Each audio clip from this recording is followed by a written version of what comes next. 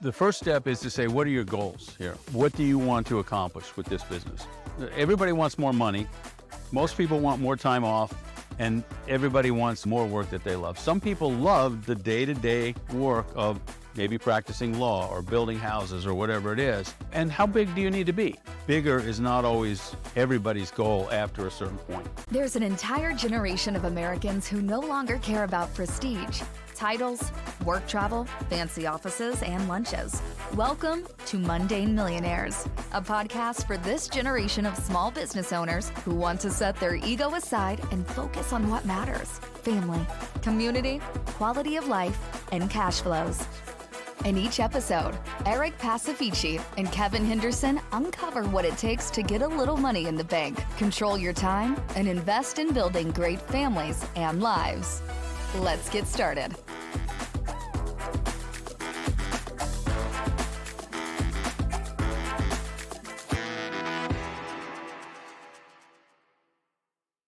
Eric, on today's episode of Mundane Millionaires, we talked to John Seiffer, and we went deep on his expertise about systematizing business processes and how to get time back as an entrepreneur to focus on things that matter.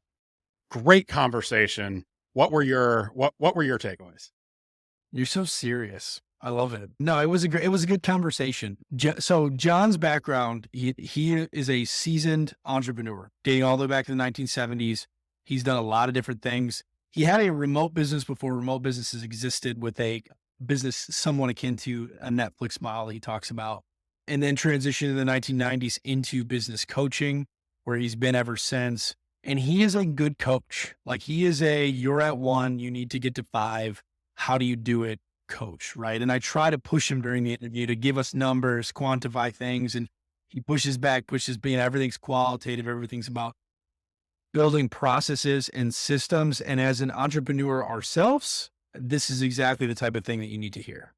That was my biggest takeaway. This whole conversation was how much I would love working with John in my own business, right? Super actionable advice and thoughts, and just kind of whetting that appetite for how much value he provides to entrepreneurs and how thoughtful he is about how to help people scale businesses. Because, we all talk about the entrepreneurs hitting that wall and not being able to go from level 1 to 2. And I think there's a lot that people are going to get out of this episode. So, yeah. Well, and the biggest takeaway for me is he talks about entrepreneurs, the typical person not being a good entrepreneur, the Right. typical business not being a well-run business, at least from his perspective, hundreds of data points, and helping people who have gotten as far as they can go, right? Because I think that the vast majority of us, starting from zero, building a business, there's a point where you've gotten as far as you can go on your own. And the Right. reality is that that's probably not the goal that you have in mind. And I push him a little bit too on what is the ideal goal. I really press him at the end to get specific on goals and what he thinks about. He tells us what he thinks about young people buying businesses, SMB Twitter, how you should be thinking about business diligence as well, and the different buckets of areas of businesses to be evaluating. So a really great interview that, frankly, I'm honestly looking forward to listening back to myself.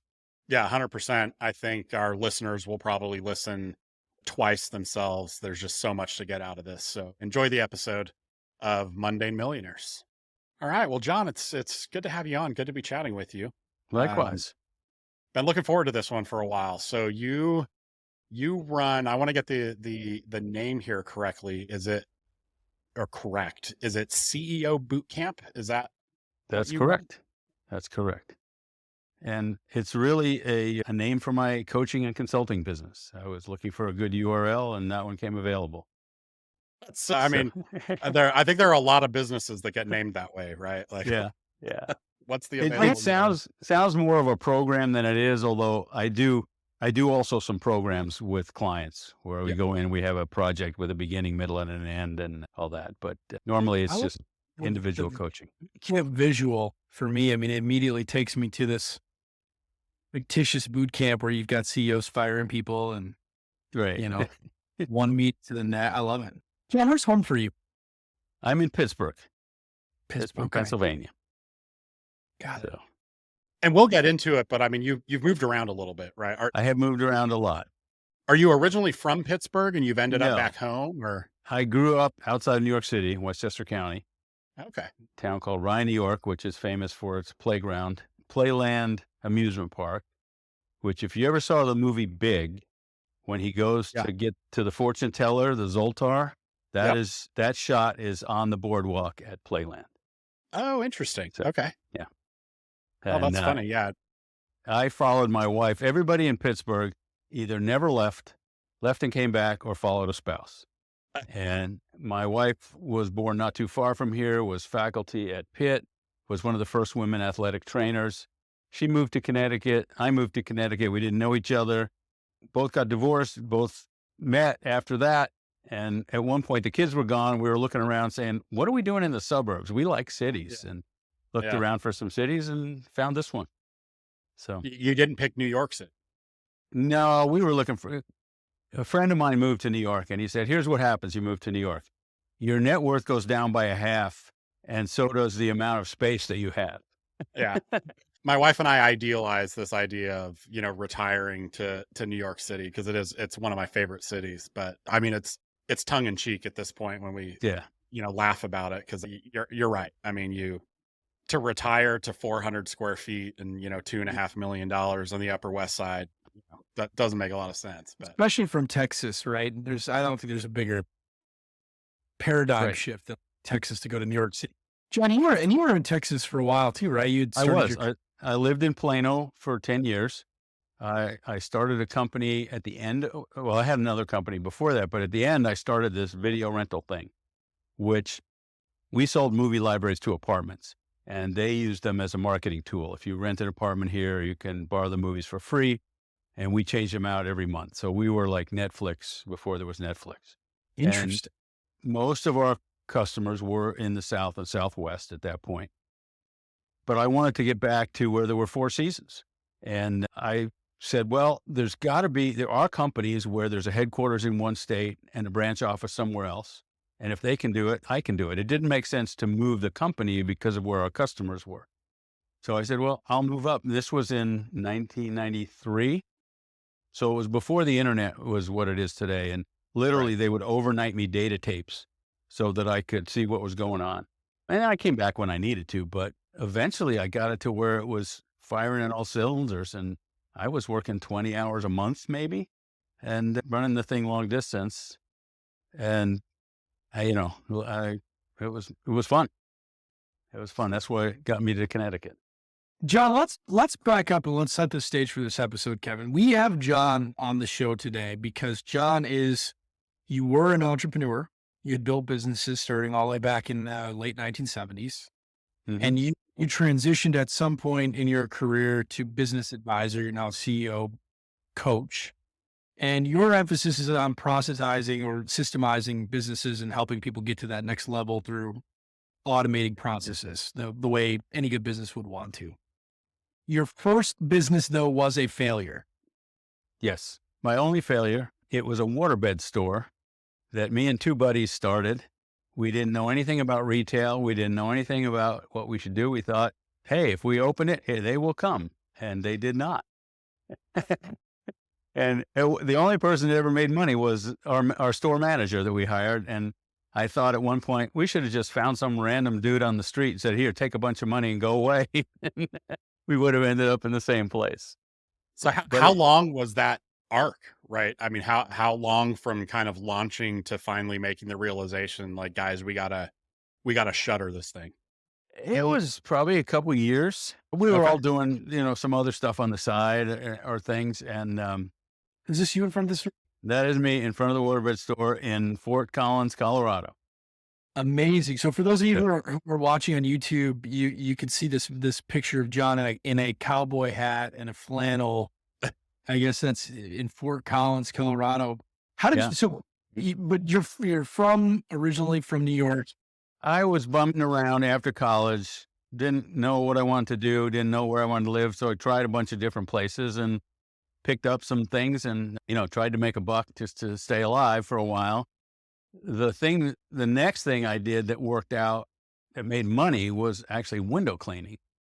And I saw somebody doing this, And so I said, I think I could do that. And then it's not a big, time commitment. And I, I got a couple of supplies. It would cost me like 20 or $50 or something. And I knocked on a door of an ice cream parlor and I said, here, I'd like to clean your windows. She said, how much? I said, I don't know, $10, I think it was. And she said, great. So I cleaned them, got $10. I said, I'll come back next week. She said, sure. By the time I came back next week, it turned out she did not have the authority to hire me. Her boyfriend was the window cleaner and she was mad at him. So that's why she hired me. But by then I had made so many sales, and any entrepreneur knows the thrill of making a sale. I'm like, I don't need you. I got tons of these things. I don't need you, and I especially don't need your relationship dysfunction. Exactly. I'm not getting in the middle of that.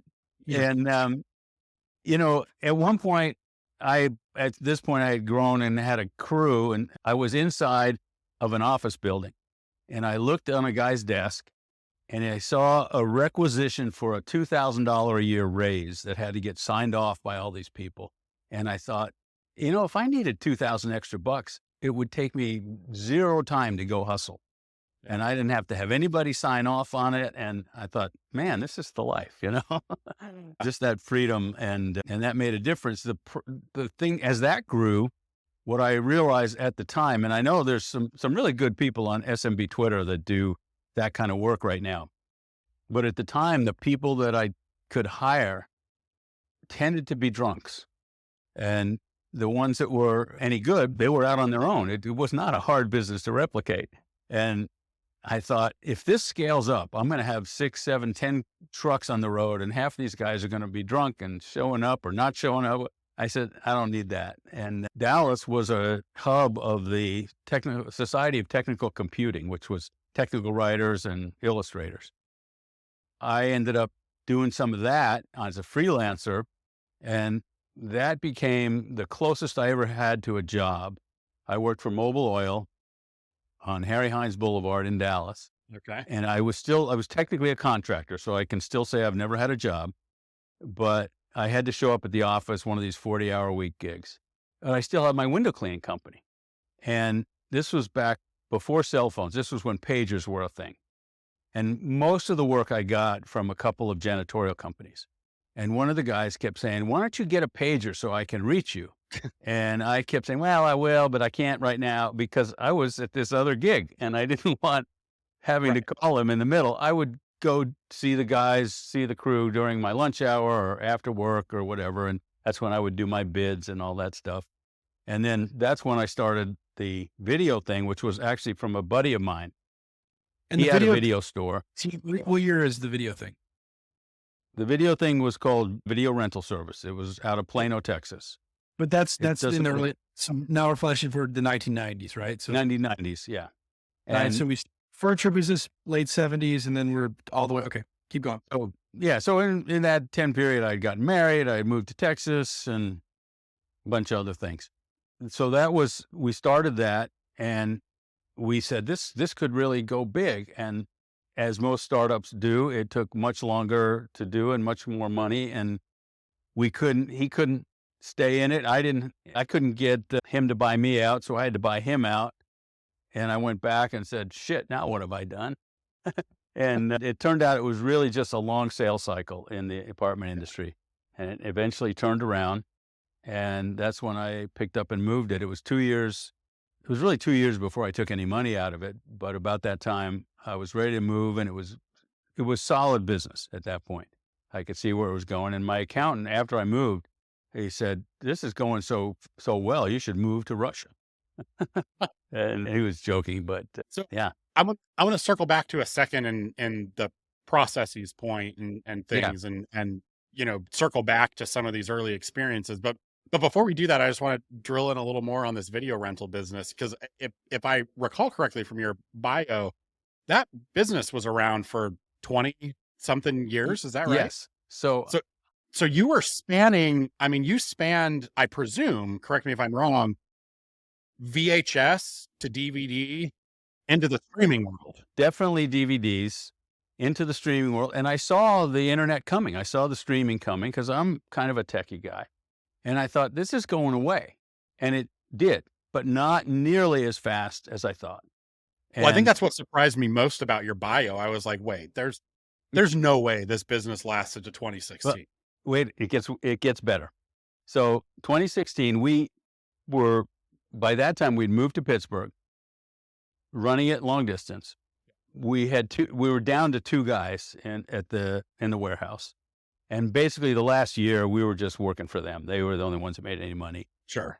Our lease ran out and we thought we have 130 customers still. And I hate to just to throw it away. What can I do with this? And we thought about, well, we could probably get another year out of it, but we couldn't find a place to lease it that would give us a lease for a year. Cause it's industrial warehouse spaces. They Yeah, they want want 3 to 5 5 years and all this. renewals and Yeah. So I talked to my son who lives in Colorado, spends as much time as he can skiing and does some gigs. He's a great salesperson and he does some things on the side whenever he can. And I said, if you can find a place with a lease that's flexible, you can take this over. You can do what these two guys are making. You can make it at least as much as them. And he took it over. So in 2016, I tore it apart, put it in a truck. He and I moved it up to Colorado. He kept the thing going. wow. And this will get even weirder. At one point, it got so small, he moved it to his house, but he still had these customers. And he said, so then he was doing something. He was really trying to rent out his place to an agency.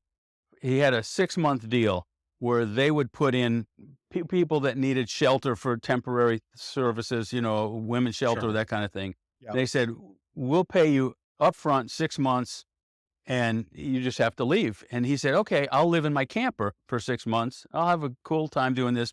I'll have to shut the business down. I said, by now, I've been on SMB Twitter for years and seeing all these people buying companies, selling companies. I said, you could sell it. It takes him like 1 day a month. I said, you Right. have an income stream from 1 day a month. Somebody would pay for that. He goes, really? I said, yeah, give it a shot. He sold the damn thing. And Sweet. as far as I know, it might be still going. He listed on Biz Buy Seller, or how did he sell it? No, he just knew somebody, and they were paying him off by the month. It wasn't any kind of a deal, It I wasn't don't some even- big Yeah, payout. no, it was But nothing. still, he got some Yeah, residual he got some value. money for it, and so it was like, You took a cut of that, right, John? oh yeah, obviously, I took a finder's fee, Fine. I love it. 25 brokered it. just a small. Yeah. He buys me dinner if I go up, whatever. That's hilarious. So So that John- is So if we get to the part where you transition from entrepreneurship to coaching, right? Because at Okay, some so- point you say, hey, listen, I've built businesses, I've processed, I've run those businesses remotely before that was a thing. I think I'm going to go start telling people what to do with their businesses. You How make does- it sound much more romantic than it does. So after I moved myself to Connecticut and kept the business in Texas, somebody I used to work with called up and said, you ought to look into this thing called coaching. You'd be great at it. This was the mid 90s. It hadn't become a buzzword. I said, what's that? And started looking into it, found some people that were training coaches. I kind of liked it and was part of a group that founded the International Coach Federation. I ended up being their 4th president in 1998. But I started coaching other business owners.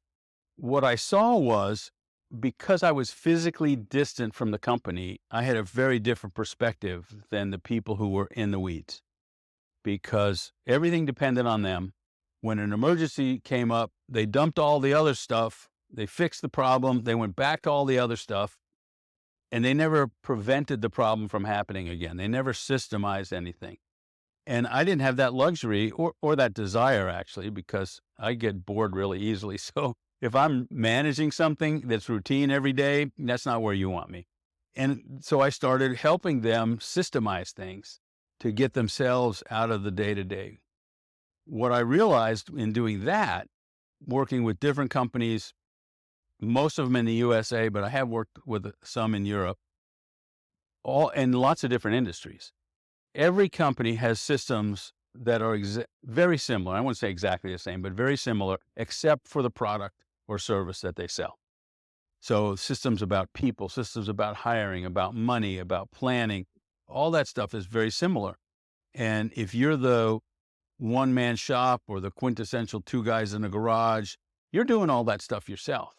As you Right. scale up, if you can systemize it, you can offload it to other people and grow. Otherwise, you're what I call the grandmother in the kitchen. You make great food, you don't have a recipe. It's wonderful for Thanksgiving dinner, but it's lousy if you want to have a restaurant. And those systems are very, very similar, like I said, across all industries. And so that's where I started packaging it into what has now become CEO Bootcamp. So, but let's back up here. So I'm an entrepreneur. I start a business. I'm a great cook, right? I've got a lot of passion for cooking. I make a hell of a Thanksgiving dinner, and now I want to start a business based on that. How do I get from that place? Because I need to scale a little bit, right, in order to have the revenue to reinvest into the business, to start building processes, and that will naturally thin your margins. How do you get from 0 to 1? Well, let me just interrupt for a second Go and ahead. take one step further. Suppose hypothetically you're a remote professional services law firm built on social media that no, I'm kidding. I'm kidding. But yeah, no, it's a great question, Eric. So, John. so at the startup phase, you have to do it all. You have to be that person. You're the one man band. You're doing everything. At some point, you have to decide, is this what I want to do? Do I want to run basically a freelance business, a solopreneur, or do I want to scale? And so you hire somebody to do something. And at that point, you have to figure out how to instruct them to do what you do. There's two ways basically to make that move. You can hire somebody good who just says, oh man, they're terrific. They know what to do. They figure it out. I don't even have to tell them. And that person is usually higher priced and harder to replicate. Or you can start saying, here's how I do what I do. And here are the pieces to take the Thanksgiving dinner example. I don't need to be chopping the vegetables. I can train somebody else to do that, and I will move on to something else. And you scale it up that way. By the time people hire me, they're usually at 10 to 50 employees. They have scaled it up enough. Many of them still have everything in their heads, and that's when they start to go nuts. They're working around the clock. They know there's a bigger vision for their company, but they don't know how to get there. Right. And the way to get there is to say, okay, look, these are what I call the 7 buckets. All the things that a company needs to do, all the outputs that people produce fall into 7 buckets. One is making what customers want to buy, or the product, service, whatever it is. The other is selling, finding new customers to do that. Those are all repeatable, scalable processes. There's 4 buckets that I call support, which go to keep the making and the selling going on. So that's people, money, information, and a checklist of things that if you don't pay attention to them can blow up. So facilities, compliance, technical support, IT, that kind of thing. And then the 7th bucket is grow. So grow is the planning, the KPIs, the goal setting, and there's processes to doing all that. So you figure out at that point who's doing what. And this is the same process for a searcher who buys a company that's already going. Because at that scale, companies are happening. All the stuff is being done. The question is it being done in a repeatable, scalable way? And Well, so to push a little further on that, it seems to me, because I think you're right. The initial entrepreneur's dilemma, right, is the entrepreneur trying to do all 7 buckets, right? Mhm. And eventually you're going to burn out. And so you start to learn by systematizing some of these buckets, you can rely on other people that are expert at sales or at people or at money, right? But what I've seen is that usually that means you start to delegate those other buckets to other people, and that entrepreneur is starting to focus in on 1 or maybe 2 buckets. I presume in order to really scale, and so I'd like to hear your thoughts about this. Eventually, that entrepreneur needs to no longer lead any of those 7 buckets, and they're really just an executive managing each of them. Correct. And I feel like that's one of the bigger kind of sticking points that I see is an entrepreneur that never really steps out of making the widget or the sales or the people function to manage experts in every single one of those buckets. Yeah. It So is you're describing sure what we correct. call stage 1, stage 2, and stage 3 companies. So stage 1, the entrepreneur, the owner, is doing customer facing work. They're making the stuff, they're selling. And they have, if they hire people, which they usually do, those people help them do that. So it's your quintessential plumber with a crew, but they're really there. They're selling all the jobs, or they're overseeing the crew, et cetera. Stage 2, there's a switch, and they have people to sell. They have people to oversee. They have a team leader to see the production, et cetera. And the people at the top, the owner, is focused inward now on building the systems, replicating the business model, scaling that part up. And so they're managing the managers, they're hiring better, they're training better, they're Yeah. out of the day-to-day of the actual work, the customer-facing work. Stage 3 is then they say, wait a minute, I don't even want to do that. So they hire a general manager or a COO or a president, whatever the title is, somebody who's got P&L responsibility to make that thing make money. And they go on to do whatever they want. They could travel around the world.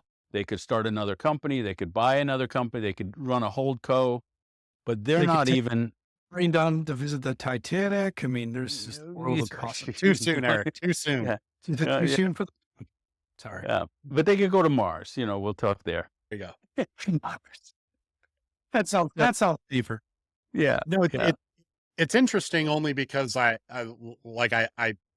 and we've talked about this before. I think like I'm at that inflection point in our business, right? Of trying to figure out where to bridge out of being the kind of expert in 7 areas rather than more of a strategic leader and relying on others to execute those areas. And I think that's like that first kind of really big wall to go to that next level, which I think is what makes the ETA space in particular, where we do a lot of our work, so intriguing. Is I think you get a lot of buyers who are finding businesses that are right up against that wall and yes. bring to the table the ability to go to that phase 2 and really start to accelerate growth. And interestingly, I'm starting to get some ETA clients, some of whom you have sent me, Eric. I appreciate that.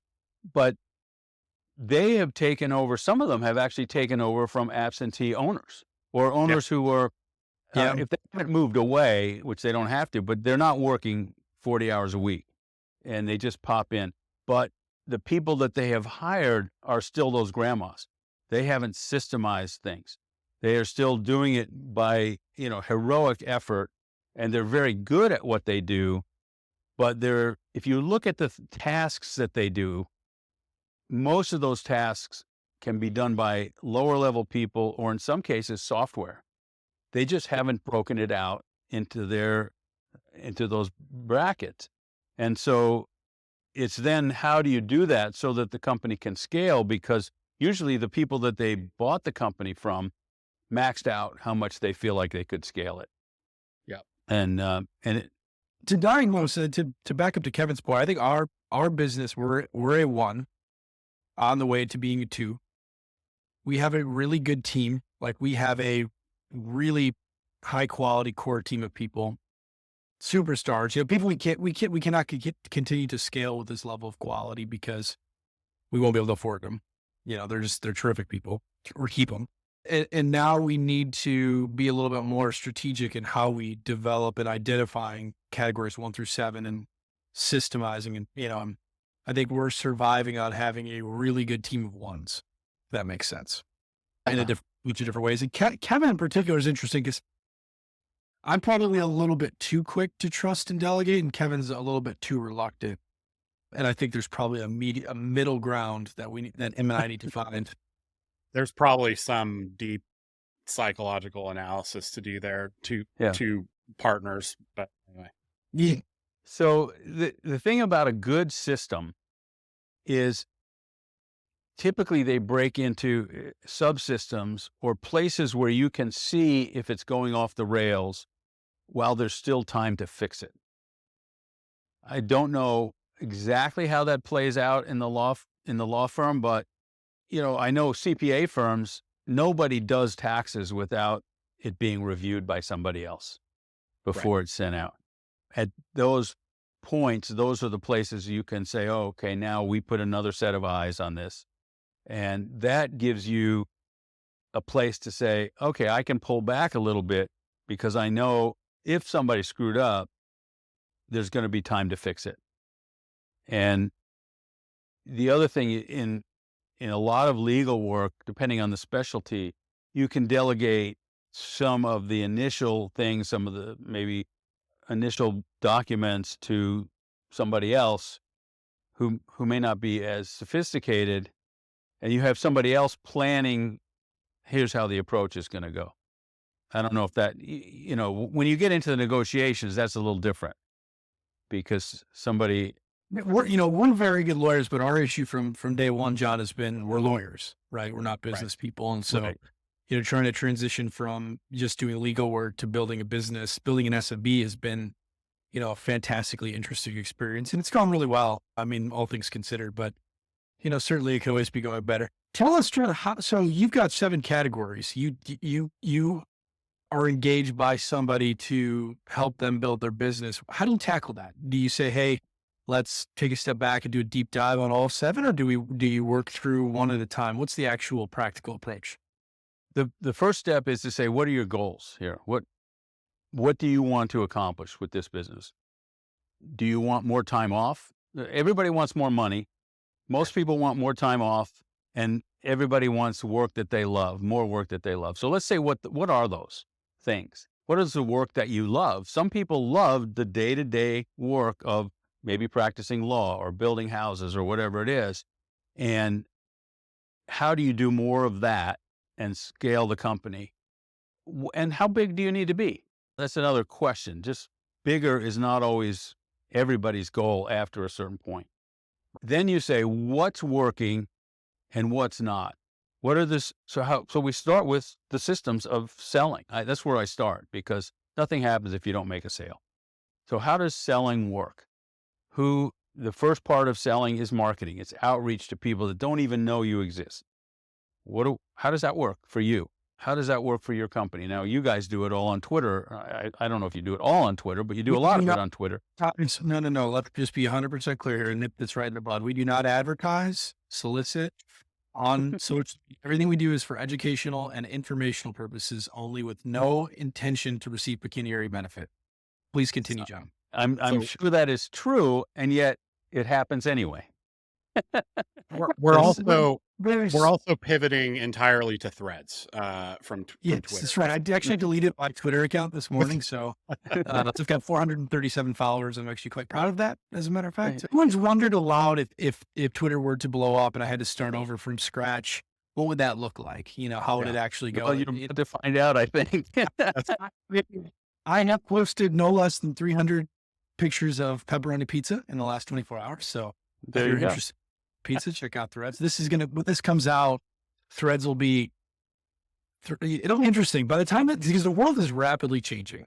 48 Yes. hours ago, I didn't know Threads existed. And now I'm like, this is going to defeat Twitter. So we'll see by the time this comes out, all of this information we're saying may sound stupid. Yeah. But Yeah. so I want to circle back to one thing that's pertaining to you guys. What I've seen with professions, lawyers, CPAs, coaches, all kinds of other things, there are really good practitioners who hate to market.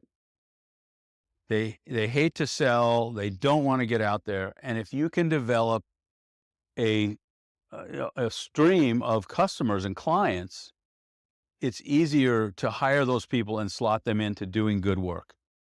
And it's just a different mindset. It's a different kind of person who likes to do that kind of thing. And so there's a benefit there. we almost could make this podcast, Kevin, about scaling a law firm, right? Because John, to be candid, we have an open question. You talk about scaling a professional services business. Is that even possible? Right? Is it even possible? Like this business has the capacity to be a giant business, I think. But in terms of in headcount and revenue, which is in an terms important of goal. market demand for a business of this nature, I think that the marketplace is there. I think the client demand is there. I think the need is there. We have tremendous wind at our back, but the nature of our business makes scaling it incredibly difficult. It's very relationship driven. We have a lot of legal ethics literally tell us you are not a business, you are a profession, and you are not meant to scale. You are meant So- to individually provide equal access to justice for people in the world, which is fantastic, right? But we're a business, right? So we're a fascinating case study to see what is possible. And of course, well, we may never know because Kevin and I are going to fumble the bag, but the rest of our team. But there are very large law firms, but the corporate, if that's even the right word, structure of which is very different from the structure of most for-profit businesses. Be clear, because those are scale businesses, but those are not good businesses, right? And Right. so There are can we build a good business? And that's an open question. there's no corollary to multi-billion-dollar businesses that have, 800 partners jockeying for the right office and the right share of profits within the business. Like it's unique. I mean, it just is. But let's ignore for a moment the legal restrictions that you have and look at other professions. There are, let's say, doctors. There are companies like Kaiser Permanente where all of the doctors are paid a salary.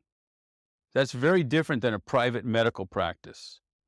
And they are encouraged in those companies like Kaiser to share specialties, to transfer patients from one person to another based on what's going to serve the patient best, not if I get the most hours with this patient or do the most services because I'm paid fee for service. And I think there might be an analogy to a law firm to doing that, where I don't know, like I said, of the legal restrictions, you would know that more than I, but if So somebody engages you, can they be moved around to the people who do the best work?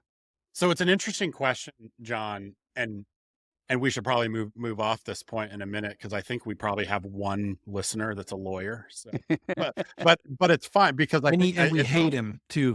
and we hate whoever We're trying to he or shake him she loose. is. So, We don't yeah. like. So my first law firm, which is kind of a storied law firm in America called Cravath, has historically been one of the only law firms in America with lockstep compensation. Your whatever the profits of the firm ended up being the end of the year, you were compensated a fixed percentage based on your class year in the partnership, right? Younger partners got less, senior partners got more, sunset partners kind of approaching retirement, it would kind of taper off the back end of a bell curve. And they'd done that for over 200 years. And their whole theory was exactly this, right? That we make enough money that when you spread it over a career, everyone's very well compensated. It encourages, like, if I'm not the best lawyer because I'm an M&A lawyer and this is really a securities issue, I can send it to Eric, the securities lawyer, and he's going to take care of that client. And that's been what they've done for 200 and some odd years until about 3 or 4 years ago. They have been having such a hard time keeping their best talent, who can at any given year be making $2 to $5 million in Cravath's former lockstep position, but they're such an all-star that if they go to any other law firm that'll pay based on book and production, they're making or $10 million. They're losing those partners. They can't keep the best talent. And a couple of years ago, they did away, for the first time in over 200 years, they did away with that lockstep system Eric, I see your lips moving, but you're muted, unfortunately. So I'm sure it was a It's salient probably for the point. best, Kevin. It's honestly probably for the best. Anyway, I read lips, so I don't know that that's true. No, I was Yeah. just saying, but the Kirkland guys are 10 to 20 million, and they're the ones that have upset the apple cart in the marketplace, right? And yeah, it's, and that's where the crevasse so superstars the are. notion of like, and that's the law firm business, they're distributing out everything before there's no enterprise value, right? So you Right. go build, if we go build a baby Kirkland and Ellis, or even just a typical medium-sized law firm, we'll have somewhere between 50 to 300 lawyers to manage, and no enterprise value that's saleable, which makes zero sense in my opinion. You're essentially, you built $100 million SMB that you can sell for pennies on the dollar. Yeah. Listen, we need to have John back on, Eric, when we launch our How to Scale a Law Firm Yeah. Yeah. podcast. So You fit- one of my initial coaching engagements, when I first got into it, there was a company in Florida whose name I can't remember now, but the law or the bar association rules about marketing were changing, Yeah. and lawyers were able to market. And so they gave a 1-day seminar it was for CLE credits about how you can now market your blah, blah, blah. And then they upsold a coaching program that helped you apply those things. And they outsourced that to people like me with the idea that we would help them do the marketing according to their plan. But also, if the marketing was successful, then they would have operational issues, which we could also help with. Right. And I had a client in Fort Lauderdale for 8 years, maybe. And for the longest time, we never met. Did it all over the phone. One day I was coming down there, or I went down to see him anyway, or whatever. No real reason to. And he said, I want to show you around. Took me to a house. He said, this is where I lived when we first started working together. Let me take you to another house, which was a much bigger house. Then I moved here, and let me show you where I live now. And it was this house with a casita and all this kind of stuff, but it was around the logistics of building a firm. But you're right, there's no enterprise value. If he had started with a large house and worked his way down to a little house, he's Right, like, John, I'm hiring Josh. Yeah. So let's take what we've been talking about and back up for a second, John. I'm curious. So take us back to 1979 in the waterbed store, and put aside how bad of an idea waterbeds are, at least in my opinion. What, like, in retrospect, 2013, 2023, look at me, I'm trying to make us 10 years younger. 2023, John, what are you looking at in that, quote unquote, failed business with the benefit of hindsight and knowing systems and things like that? Could it have been a profitable business? Like, what were you doing wrong there that led to its eventual demise that some of these things we've been talking about could have addressed? So one of my buddies was a manager of a place that made these waterbeds, and he wanted to franchise. And the guy said, okay, you can do this. What he didn't know, and none of us knew, was how do you market? How do you bring a retail furniture store to market? How much should you spend on advertising? And for some reason, I guess he hadn't had to do that, just being a store manager. The other people did all that. So Sure. we didn't know anything about that. That was one thing. We didn't know anything about time management. I remember spending hours between the three of us making decisions that were inconsequential. And we should have just said, George, you're in charge of this. You figure it out. We don't care. Yeah. So we didn't know anything about that. And the other thing that was happening was inflation was coming up, and people are like freaked out now because interest rates are 7%. It got as high as 18% back then. And the month that we opened our store was when interest rates were hurting the furniture market nationwide. So there was something we couldn't do anything about, which was part of it. So, but part of it in running any business is knowing what can you control, what can't you control, and how do you control the things you can control to cushion yourself against the things you can't. But, and back to the thing that you said earlier, where do you start? I don't work with startups. So I start with companies that by definition are working. They're functional. They're not in default. They're making a profit. So all the systems are working. It's now, how are those systems working?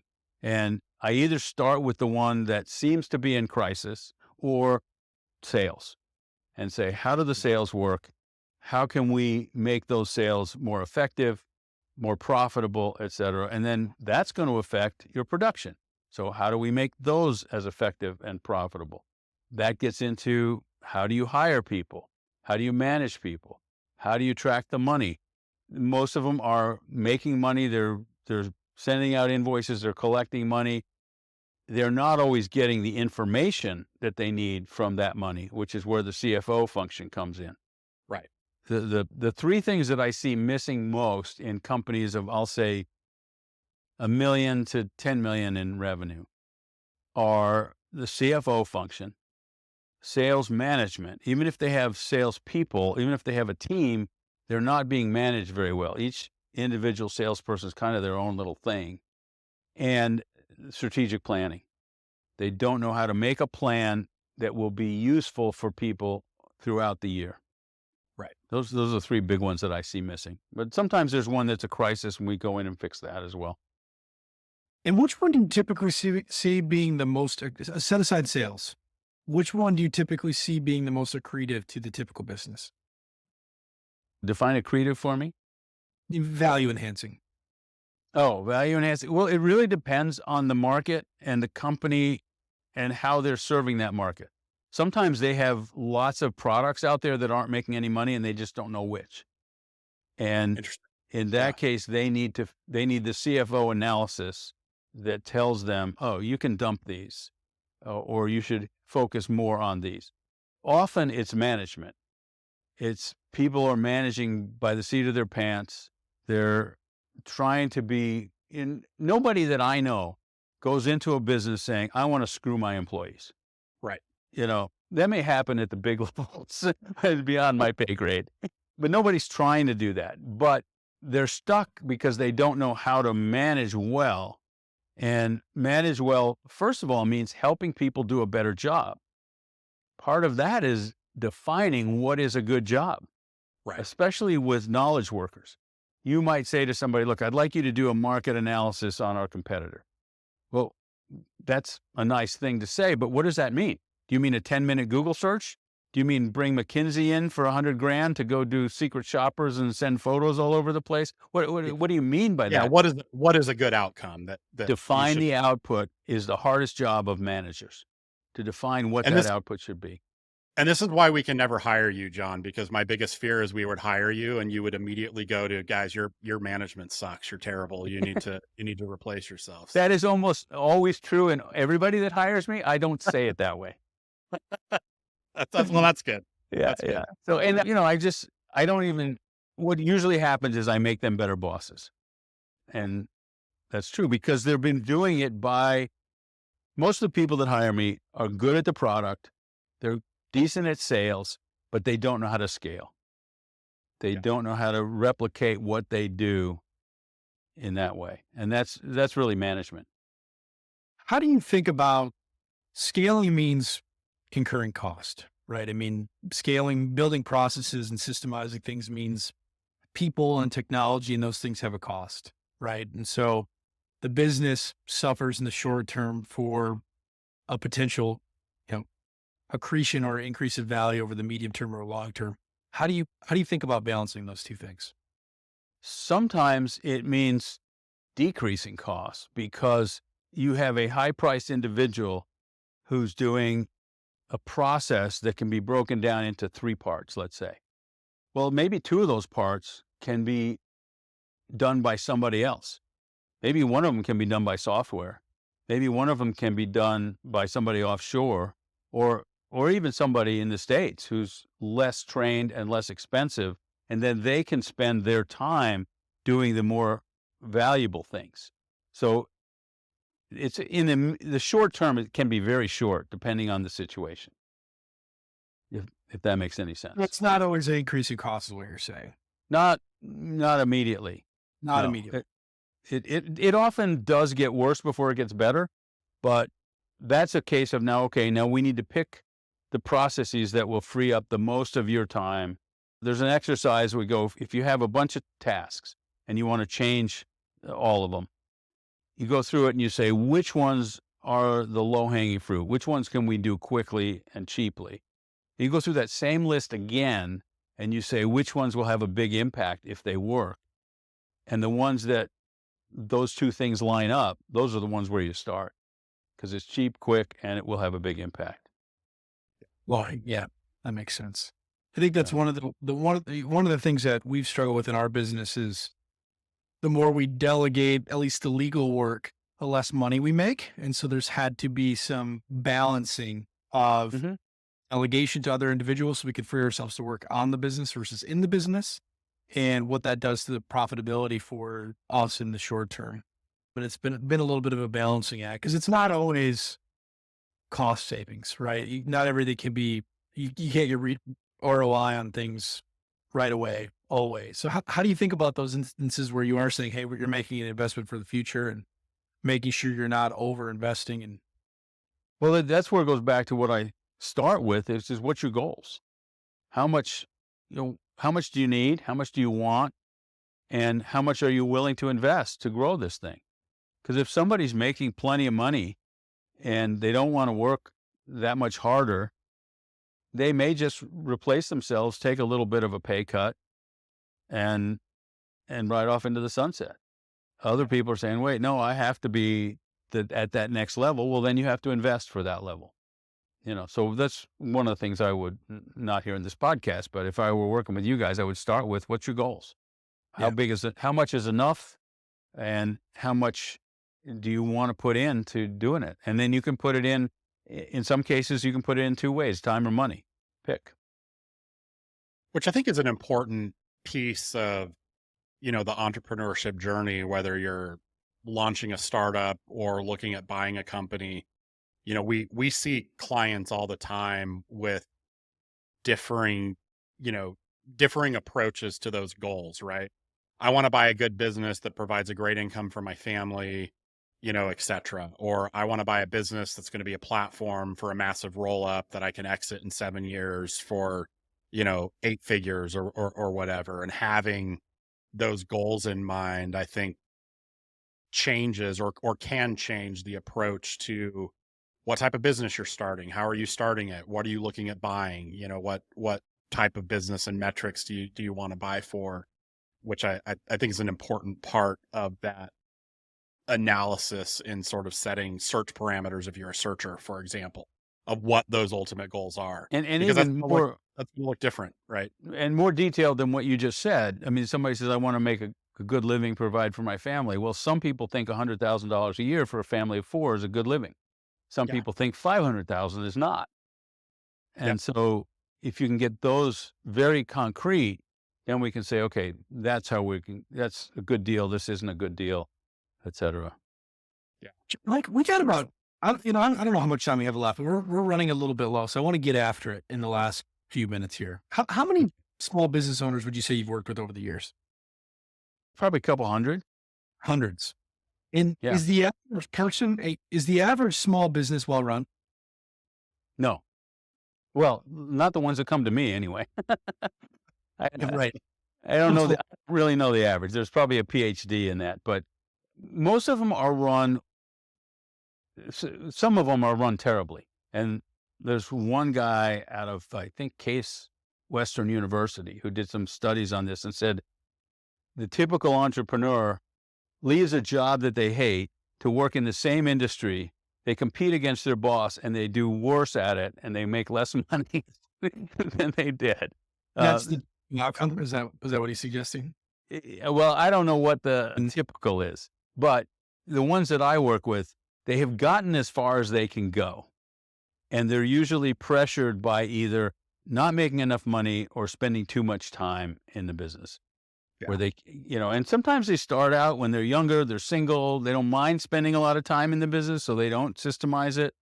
And then all of a sudden they got a family and they're like, I don't want to do this.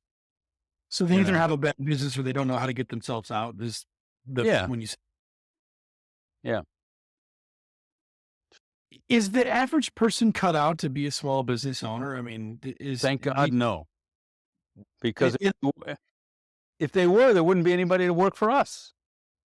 Well, I've got this theory that, at least in business buying, right? Because we hear it all the time. Oh, you're encouraging people to buy a business and very few people should actually buy a business. And our response is always, well, listen, by the time you get to closing on a business through an M&A process, through brokers, through a bank, through diligence, through the winding and difficult journey of multiple months of an M&A process, there are a lot of off ramps for the wrong people, right? It's very rare, Yeah. at least this buying, that the wrong person is going to acquire that business.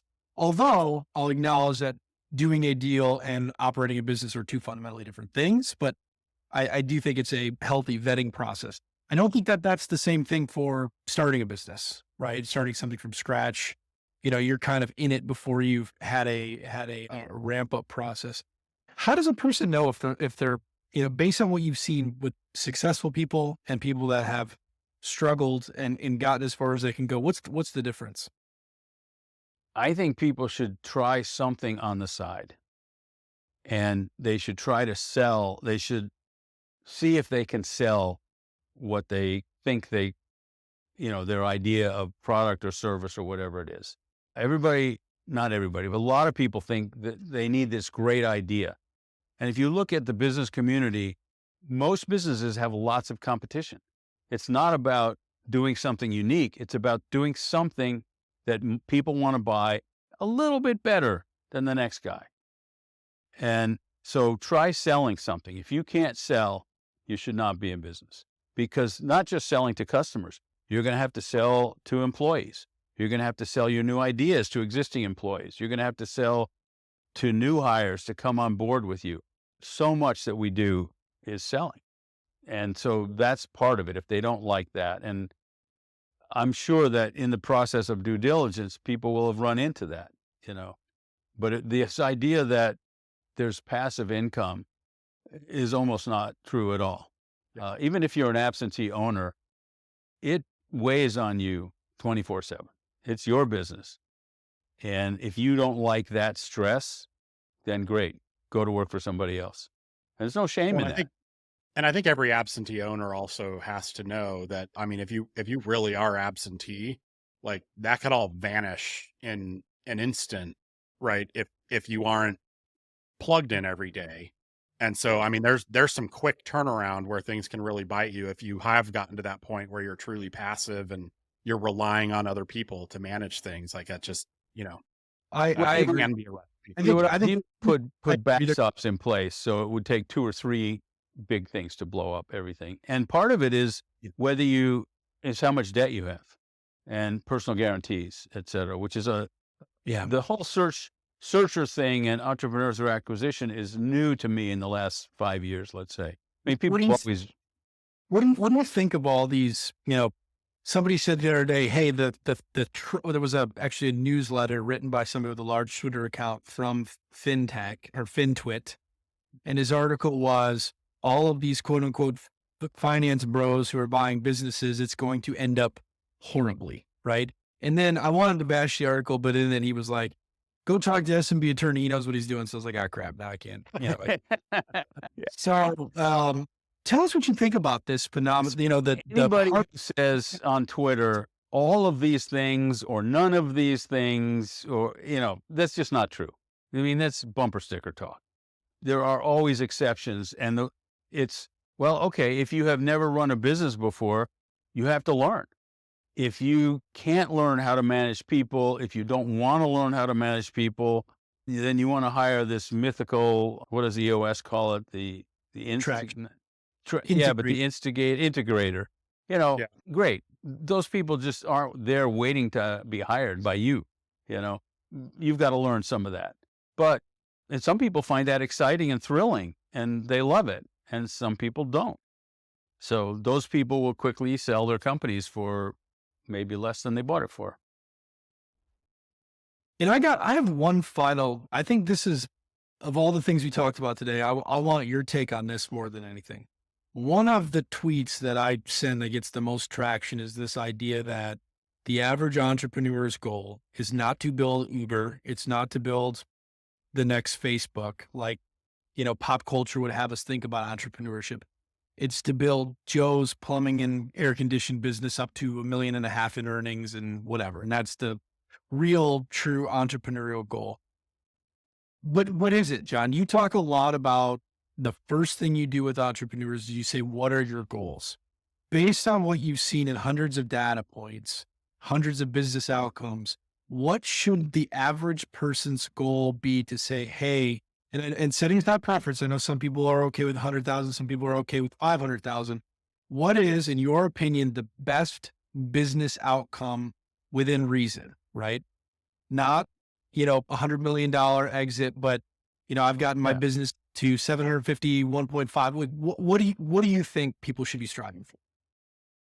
They should be striving for a level of financial security, which, in my opinion, for businesses of the size we're talking about, means having a nest egg outside the company.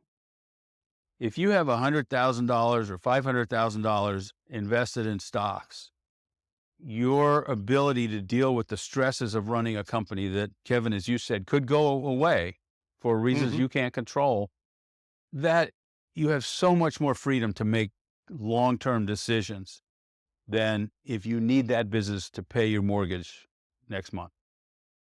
And so financial security is part of it, and part of it comes from the business, but part of it doesn't.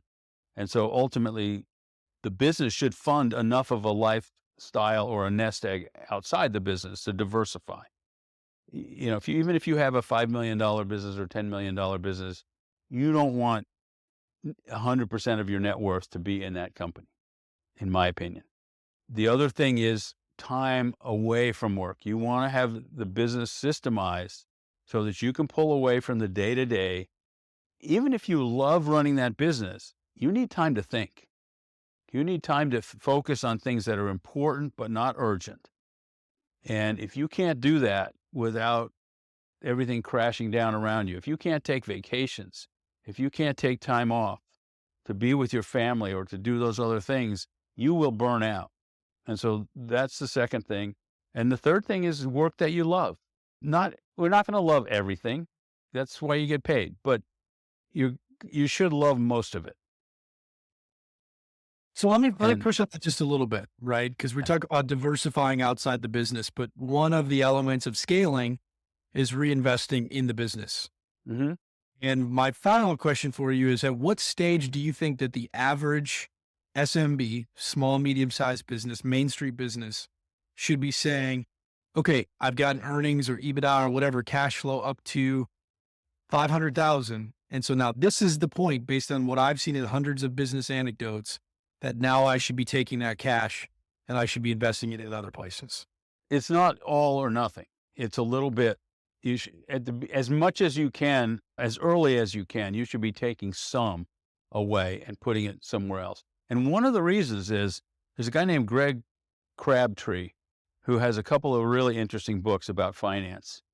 And one of the things he says is this concept of return on invested capital, ROIC. Most business owners don't know the return on invested capital. And in many cases, the business grows despite the money they put in, not because of it. And they don't know that. I literally had a client who had given away the marketing. There's a SaaS company, and he'd given away the marketing part to somebody else and was focusing on other things. When she left, he took it back over and he said, you know what? I'm spending $90,000 on Facebook ads. I'm not getting a thing for it. And he didn't really know that because he hadn't done the analysis. And he saved $90,000. He tested it, obviously. He pulled back his ads. Business didn't go to hell. And that is so common in business. People think just because I'm putting it back in, I'm making a good investment. And sometimes you're not. Yeah. Got it. So Interesting. case by case. Yeah. So it depends, is what you're saying, John. Everything depends. And that's what You make a great lawyer, John. as much as I love SMB Twitter, my big frustration with it is nobody is saying it depends, because it depends doesn't make a good tweet. Well, it doesn't, right? And it also would get buried by the algorithm, and that's part of the problem Yeah. with social media. And well, I So, don't know. but I heard Threads is going to change all that. Yeah, for sure. It's sanely run, right? So Yeah. What do you think about that, Yeah. John? I mean, let's go back to that topic. And Kevin, feel free to jump in. I know I've been consolidating the conversation or dominating the conversation, but what do you Right, think right. these young guys that are buying these small businesses? Do you think it's going to work out? I And if think you no, we're gonna edit this out, just so you know. So, I think a lot of them will. I think, what's different for people who came out of MBA programs or private equity or whatever, they are looking at spreadsheets and cells and numbers thinking that those are replicable, and they don't realize there's people behind those. That's one thing. The other thing is the people that they have grown up with since college have been very ambitious and focused on their career path and looking for the future. And if they're buying blue collar businesses, many of those people are not. They want to do a good job, they want to get paid well, and they want to go fishing on the weekend. If you say, look, I can, increase your salary by X, or I can move you into management, or you got a career path, some of them don't care. And that's not a bad thing. It's just a very different thing. And you need to work with those people. Kevin spends too much time fishing. Frankly, I'm glad you brought that up. That's Yeah. an important But topic. I want to say something that I said to Kevin before you guys got on, is I have a scoop for you. And Let's that hear it. is, I am writing a book on output thinking, which is looking at your company through the outputs that people produce. And those outputs fall into those 7 buckets. And how do you systemize those outputs and scale those systems? And that book should be out in the fall. And so at that point, you will hear a lot about it on Twitter, if Twitter's still around.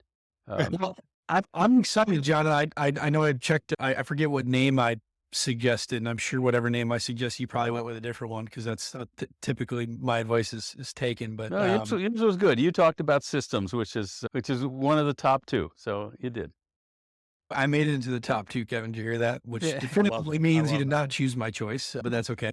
But no, I'm excited to read it, John. I think, you had contributed, just in case anybody's wondering, you contributed previously to the masterclass that we did back in 2021.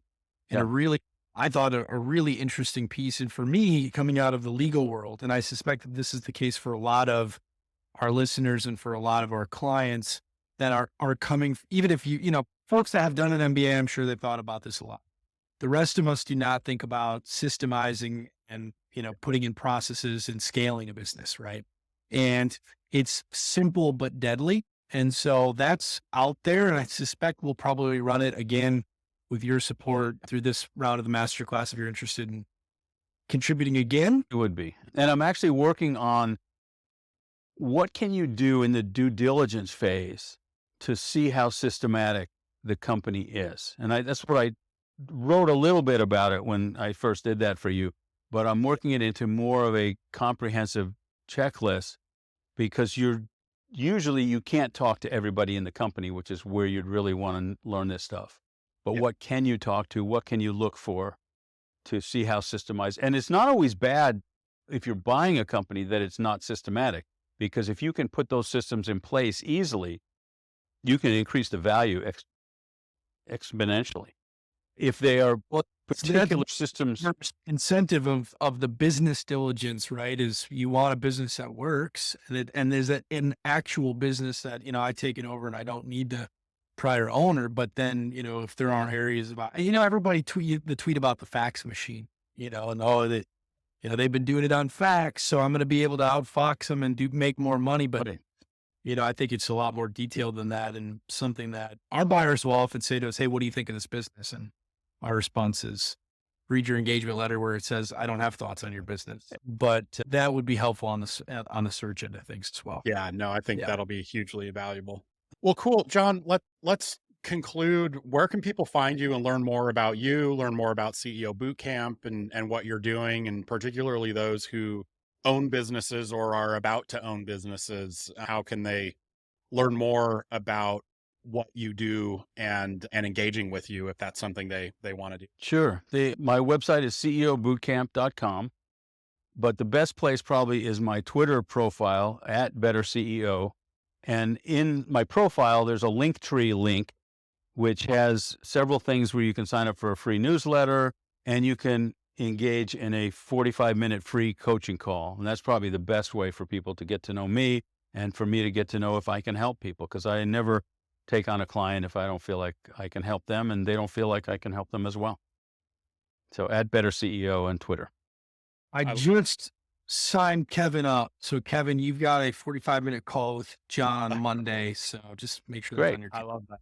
We're gonna go deep on systematizing professional services. Yep. Really helpful Okay. conversation, John. I think listeners are gonna love it. Really appreciate the time. John Seiffer, Yes, it is. is that right? John Seiffer, not Seiffer, CEO Boot Camp, or at Better CEO on Twitter. Thanks for joining us. Thanks, Yeah, my John. pleasure. Thanks for having me, guys. Take care.